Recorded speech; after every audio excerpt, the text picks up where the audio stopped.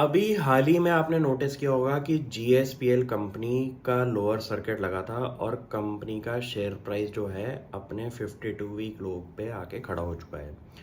घबराने की दिक्कत नहीं है, क्योंकि अगर आप इसके ऊपर जो नोटिस करेंगे कि न्यूज़ जो आई है उस पे आप अगर डिटेल में पढ़ेंगे तो आपको समझ में आएगा कि क्या हुआ है इस कंपनी के साथ। सिंपल सी बात है, पीएनजीआरबी जो अथॉरिटी है जो कि गैस के टैरिफ जो है डिसाइड करती है इन कंपनीज के लिए, उसने सिंपल सी कैलकुलेशन करके पाइपलाइन जो टैरिफ है उस पे तकरीबन तकरीबन 50% डिक्लाइन दिखा दिए उनके प्राइस पे।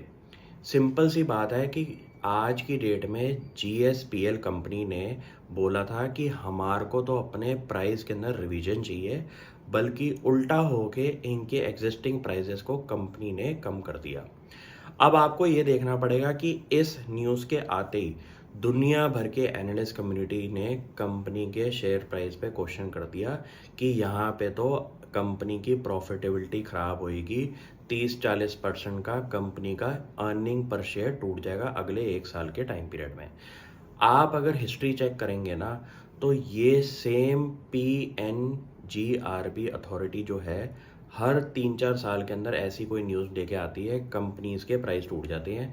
ये सेम चीज़ हमारी आईजीएल गैस के साथ भी हुई थी और बाकी कंपनीज के साथ भी हो चुकी है। यहाँ पे आपको ये सोचना पड़ेगा कि इस जो अनाउंसमेंट है उसका इम्पैक्ट क्या लॉन्गर टर्म में आप देख रहे हैं कि इसका एक शॉर्ट टर्म इम्पैक्ट है। जहाँ तक पिछली कैलकुलेशंस की बात करूँ, पेट्रोनेट एलएनजी, आईजीएल गैस, इनके साथ भी सेम सिचुएशन हुई थी और शेयर प्राइस ऐसे ही लगभग लगभग टूटे थे।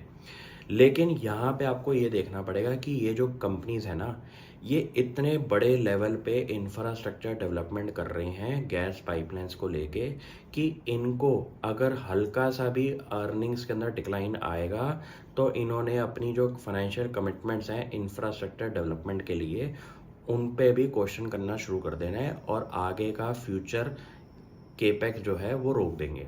क्यों? किसी कंपनी को अगर बिजनेस के अंदर 30-40% का डिक्लाइन आ जाए अर्निंग्स के अंदर, तो वो अपने केपेक्स प्लान भी उसी टाइम रोक सकते हैं और इसका डायरेक्ट बेनिफिट जो होगा वो किसी को भी नहीं मिलने वाला। क्यों? क्योंकि सिंपल सी बात है कि अगर उनके रेवेन्यू मॉडल के अंदर कुछ कैलकुलेशंस करके आप उनके अर्निंग्स पे इतना बड़ा डिक्लाइन दिखाएंगे, तो उनकी फ्यूचर कैश फ्लो से जो उन्होंने केपेक्स करना है वो उन्होंने करना बंद कर देना है।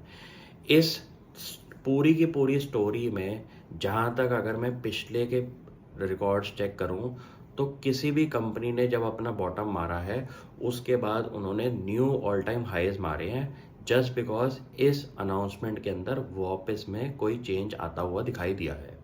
अगर हिस्ट्री की बात करें तो जब जब ऐसी अनाउंसमेंट्स आई हैं, स्टॉक प्राइस ज़रूर टूटे हैं शॉर्ट टर्म के अंदर, लेकिन लॉन्ग टर्म के अंदर इनके अंदर वापस ऑल टाइम हाईज तोड़ने का आपका हिस्ट्री चेक होती है। आपको ये देखना पड़ेगा कि जब आप न्यूज़ ऐसी आती है तो इसके अंदर पुरानी न्यूज़ को आप चेक करें कि ऐसा जब हिस्ट्री में पहले हुआ तो क्या रिजल्ट्स आए थे। यहाँ पे जितनी भी अर्निंग डिक्लाइन की कंपनी बात कर रही है और मैनेजमेंट ने भी सेम चीज़ बोली है, तो वहाँ पे आपको ये देखना पड़ेगा कि वापस after effect in change of this announcement क्या आएगा। क्योंकि अगर ये अनाउंसमेंट वापस रोल बैक होती है तो कंपनी के अर्निंग्स के अंदर कोई इम्पैक्ट आएगा नहीं और वापस शेयर अपने लेवल पे आके खड़ा हो जाएगा। ऐसे टाइम पीरियड के लिए आपको वेट करना है और चेक करना है कि नेक्स्ट न्यूज़ के अंदर क्या होता है, क्योंकि इसके अंदर रेगुलेटरी इन्वायरमेंट जब चेंज होता है टैरिफ्स को लेके, तो जो एग्जिस्टिंग कंपनी है वो इसको लेके लड़ाई करती है कोर्ट में जाके और कोर्ट का फाइनल वर्डिक्ट इसके ऊपर अप्लाई होगा। तो इस चीज़ के लिए आपको वेट करना पड़ेगा। Thank you.